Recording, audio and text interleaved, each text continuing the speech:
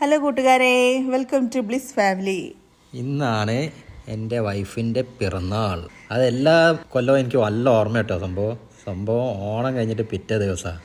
അതുകൊണ്ട് നല്ല ഓർമ്മയാണ്. അല്ലെങ്കിൽ ഞാൻ കഷ്ടപ്പെട്ടു പോയി മക്കളെ. അതെ, അവിട്ട നാളാണ്, നക്ഷത്രമാണ് ഞങ്ങൾ ആഘോഷിക്കുക.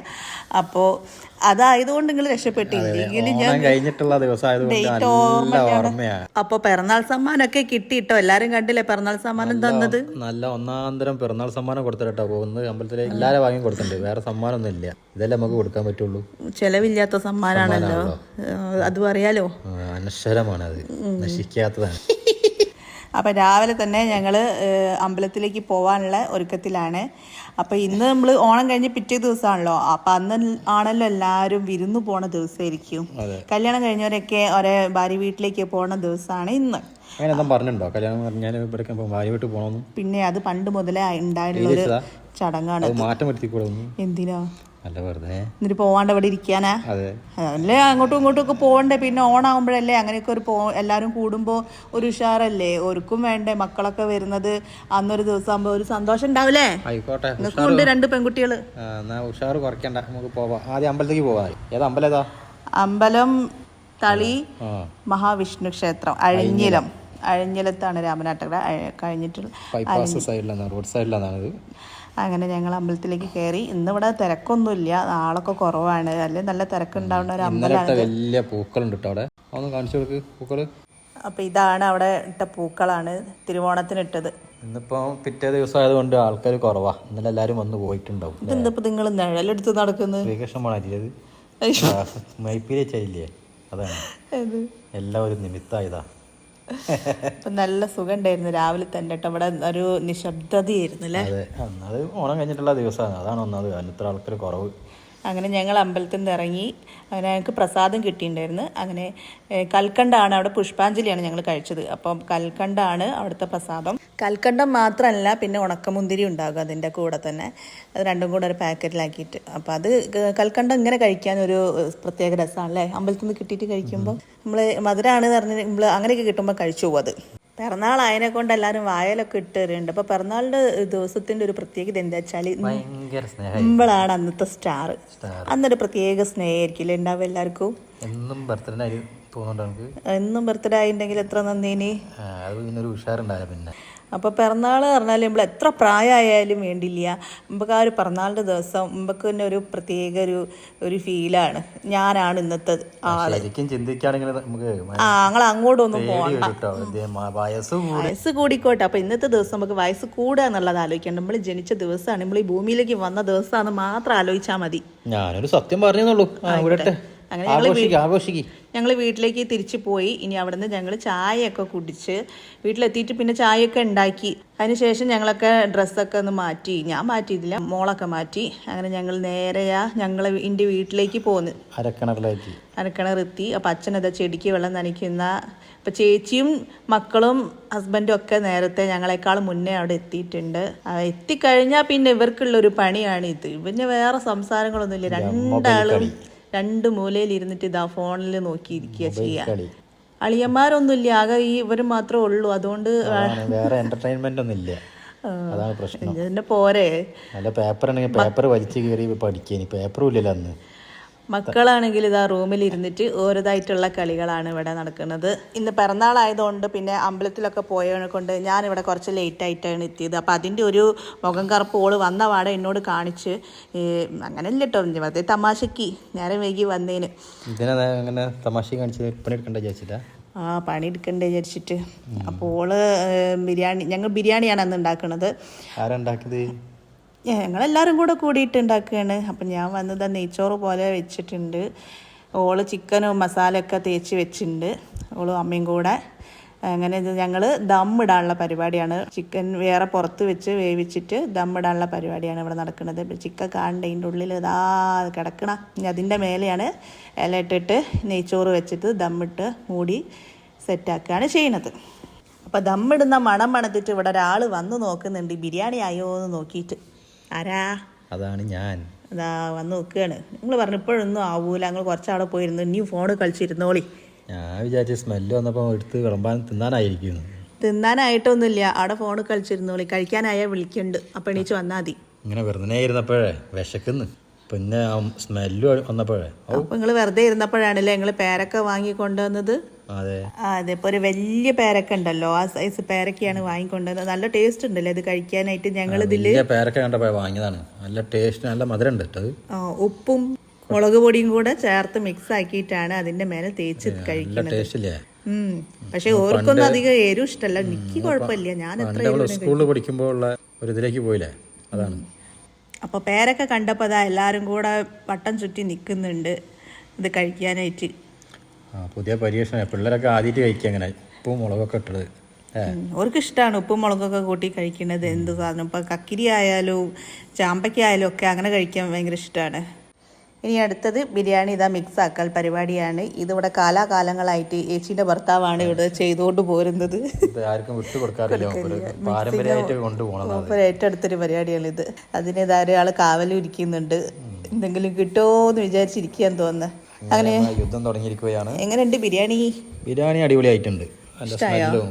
നിങ്ങളൊക്കെ എണീറ്റ് കഴിഞ്ഞാലേ ഞങ്ങൾക്ക് ഇരിക്കാൻ പറ്റുള്ളൂ, എന്നാലേ ഞങ്ങൾക്ക് സ്വസ്ഥമായിട്ട് കഴിക്കാൻ പറ്റുള്ളൂ. സ്വസ്ഥമായിട്ട് എന്താ ഉദ്ദേശിക്കുന്നത്? ഞങ്ങൾക്ക് ആന കരിമ്പത്തോട്ടത്ത് പോയ പോലെ കഴിക്കണേ, ആരൊരു ശല്യം ഉണ്ടാവാണ്ട് സ്വസ്ഥമായിട്ട് കഴിക്കണം. നിങ്ങളുണ്ടെങ്കിൽ പിന്നെ നിങ്ങൾ എന്തെങ്കിലും ഞൊടിഞ്ഞോണ്ട് നിൽക്കല്ലോ കഴിക്കണതിന്. അപ്പൊ ഭക്ഷണമൊക്കെ കഴിച്ചു കഴിഞ്ഞാൽ ഇതാ ഇവിടെ രണ്ടാളും കൂടെ, ചേച്ചീന്റെ മോനും നമ്മളെ മോളും കൂടെ തമ്മിൽ അവരെ പൊരിഞ്ഞ അടിയാണ് ഇവിടെ നടക്കുന്നത്. അടിയല്ല, ഓന് സ്നേഹക്കൂടുതലുകൊണ്ട് ഓളെങ്ങനെ പിടിച്ചു വെക്കുകയാണ്. ഓക്കാണെങ്കിൽ അത് വെറുപ്പെടുത്തിട്ട് ദേഷ്യം പിടിക്കുക. അങ്ങനെ ഓടാണെങ്കിൽ ദേഷ്യം പിടിപ്പിക്കാനായിട്ട് എങ്ങനെയല്ലേ എല്ലായിടത്തിലും ഉണ്ടാവും അല്ലേ ഇങ്ങനെ. ഈ ദേഷ്യം കാണാൻ ചിലർക്ക് ഭയങ്കര ഇഷ്ടമാണ്, ചില മക്കളെ. ഞങ്ങൾ ഓണത്തിന്റെ പിറ്റേ ദിവസം ടൂറൊക്കെ പ്ലാൻ ചെയ്തിരുന്നു കേട്ടോ. അത് ഗംഭീരമായി പൊട്ടി പാളീസായി. എല്ലാ പ്രാവശ്യത്തെയും പോലെ ഇപ്രാവശ്യവും ആ ടൂറും പൊളിഞ്ഞു. ഒരിക്കലും ഒരു ടൂറും പ്ലാൻ ചെയ്യരുത്, അതങ്ങോട്ട് നടക്കട്ടെ അല്ലേ. അപ്പം ഞങ്ങൾ വീട്ടിൽ നിന്ന് പ്ലാൻ ചെയ്ത് നമുക്ക് എവിടെയെങ്കിലും പുറത്ത് പോകും. എപ്പോഴും ഞങ്ങൾ ഭക്ഷണം കഴിച്ചു പിന്നെ വീട്ടിലിരിക്കുക, വീഡിയോ എടുക്കുക, അതൊക്കെ തന്നെയല്ലേ പരിപാടി. ഇന്ന് പുറത്ത് പോവുക എന്ന് പറഞ്ഞ് അങ്ങനെ എല്ലാവരും പോകാൻ വേണ്ടി ഉഷാറായി റെഡി ആയിട്ട് നിൽക്കുകയാണ്. തീരുമാനിച്ചത് നമ്മൾ ചാലിയം ബീച്ച് കാണാൻ വേണ്ടിയിട്ടാണ് പോയത്. അപ്പം എല്ലാവരും ചാലിയം ബീച്ച് ഇപ്പോൾ പുതിയതൊക്കെ ആക്കി പണിതിട്ടുണ്ടല്ലോ. അപ്പോൾ നമ്മൾ കണ്ടിട്ടില്ല, അപ്പോൾ അതൊന്ന് കാണാമെന്ന് വിചാരിച്ച് പോവുകയാണ്. അപ്പോൾ നിങ്ങളും മക്കളും എല്ലാവരും കൂടെ ഈ കാറിൽ കയറി അല്ലേ. ഞാനും ചേച്ചിയും അമ്മയും കൂടെ വേറെ കാറിൽ കയറി. പക്ഷെ അച്ഛൻ വന്നില്ല. അച്ഛന് പിന്നെ പുറത്ത് പോകാനൊക്കെ ഭയങ്കര മടിയായതുകൊണ്ട് അച്ഛൻ വന്നില്ല.